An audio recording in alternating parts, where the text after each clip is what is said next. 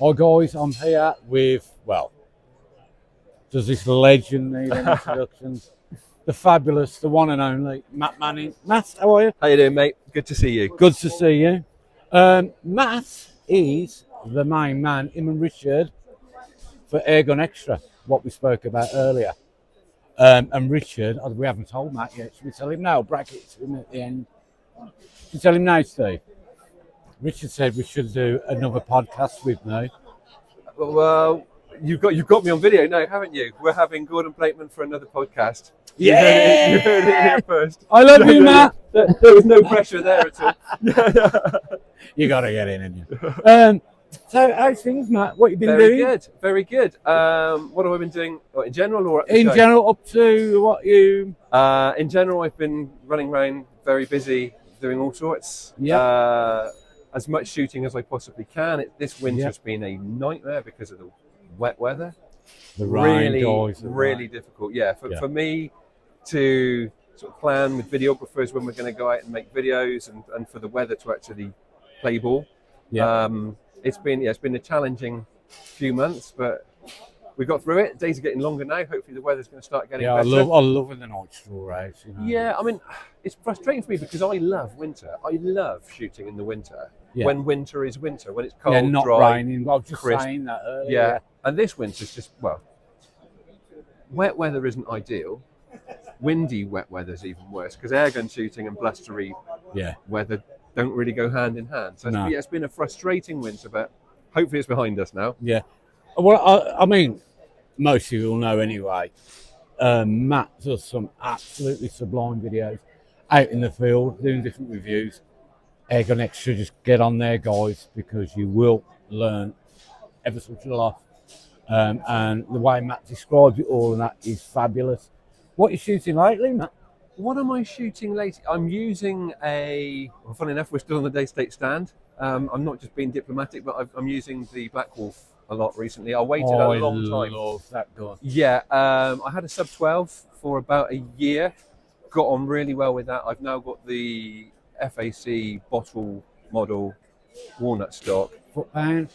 Well, that's an interesting one. It was initially doing, I think, over 50 foot-pounds. And I've wound it down quite a lot because for most of the shooting that I do, that's actually too much power. Right. And I didn't want to be using really heavy ammo.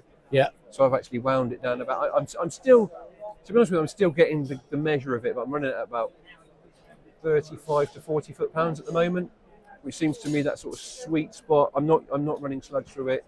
I think for pellets, you don't want to push it too hard. No. And having a great time with it. So you're having a great time. Yeah, at the other end of the scale, I was out. In fact, we did a video rat shooting with the HW95. I went out lamping just to prove that you don't have to have all of the whistles and bells. What I was just saying, people don't lamp anymore, and what was you saying that you learn so much. Yeah, did you like the lamping? Yeah, I mean that's what I grew up doing. Yeah, and me, and it's quick and easy. Yeah. You can go out with your day scope, pop a lamp on top of it, and off you go. Now, I won't pretend for a minute that I wouldn't have shot a load more rats if I'd gone out with a PCP and had brilliant digital night vision. I would have shot more rats. That's true. Would, yeah. But it was really nice just to use that sort of quick, simple setup, no fuss, get on, get the job done. And yeah, like I said, that's how I grew up doing it. And I used to think, back in the day, we used to sort of make our own lamping setups. Yeah. Have like a motorbike battery stuck in the pocket of your jacket, wired up to it. Again, even before that, before I even used to shoot, I used to go out with my uncle or my granddad. They'd be shooting a shotgun. I'd be a poor kid walking around with the lamp. So for me, lamping is like just been very natural and very normal way to hunt for a very long time. And I can remember them, like the little Logan lamp, the little compact Logan lamp that we got to put on, clipped onto your scope. Yeah. And I used to think that was incredibly high tech. When I first got that, I thought I was a bee's knees.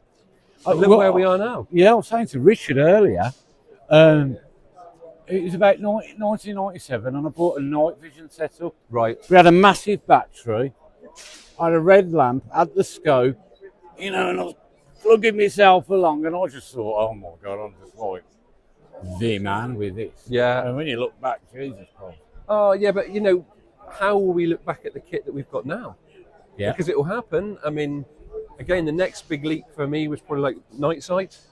Yeah. which at the time was just mind-blowing. The Yeah. fact you could turn your day scope into night vision, Yeah. an absolute revelation. Now, looking back and thinking about all those trailing wires, and with the early ones, I had to plug in an external recorder because it didn't have the card slot in it. Yeah. So any recording I did had to do externally, but I still thought that was cutting edge, amazing kit.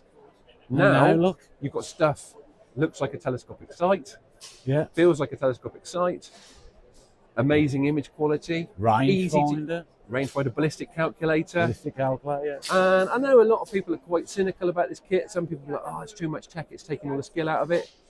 But where'd you draw the line?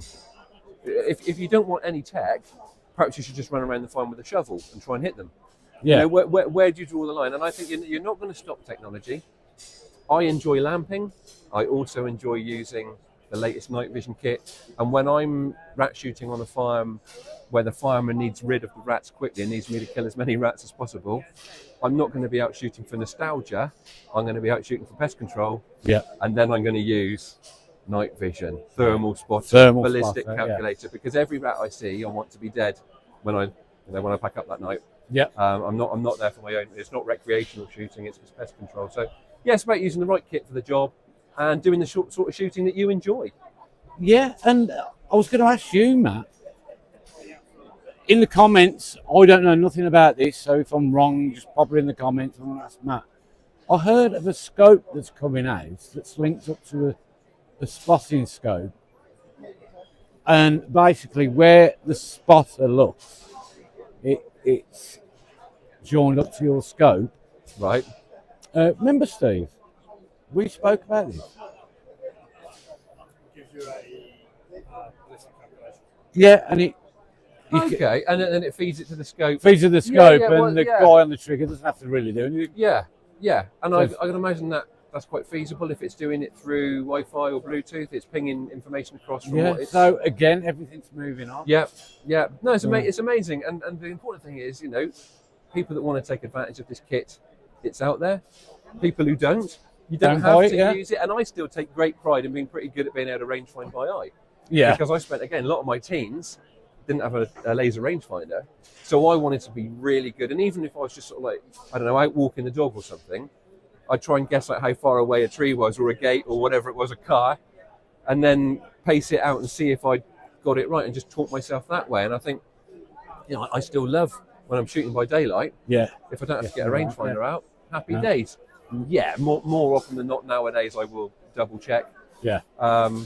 But it's still a brilliant skill that I take great pride in, and Yeah. I don't think anybody else should neglect it either. No, I'll say well. I reckon it is a key thing for this. Yeah. Yeah. That's the one thing we used to do all the time in the army. So, known distances, you put those in that known distance and you work out what distance is. And it just worked for hundreds of years. Yeah. Dude, that's it. Don't forget the old ways, guys. Unless you're like in your 20s. So, quick chat about Airgun Extra. Yeah, It's flying, isn't it? It's flying. It's growing brilliantly. I mean, massive thanks to everybody who watches it, subscribes, likes it, because that support means the world. If nobody was watching it, there'd be no point in us in doing it. So yeah, huge thanks to everybody for the support. But yeah, we're still putting out the regular fortnightly show with the hunting package and the review package. We're putting out standalone content as frequently as we can get around to it. We're putting the podcast out every month. Got a guest lined up for that, a very special guest joining us soon. So yeah, it's going really well, keeping me and Rich crazy busy, and yeah, just thanks to everybody that supported it. Guys, I'm not putting pressure on you, Matt. I did love it. When we done the first one, it was fabulous, wasn't it? Yeah, it was good and fun. I absolutely loved it. It was good fun. I'm not putting pressure on him. Yes, he is. No, it's great. If you allow me back on You'll there, be very Matt, welcome. Brilliant. You'll be welcome. But guys, that is it from the two. Well, I don't know if that's it with Matt. So I'll probably jump. Let me try that again. That's it with the wonderful Matt Manning at the 2026 Great British Shooting Show. And we'll see you on the next video. Thank you, Matt. Thank you. Oh, don't forget to subscribe. Airgun Extra. Brilliant. Cheers.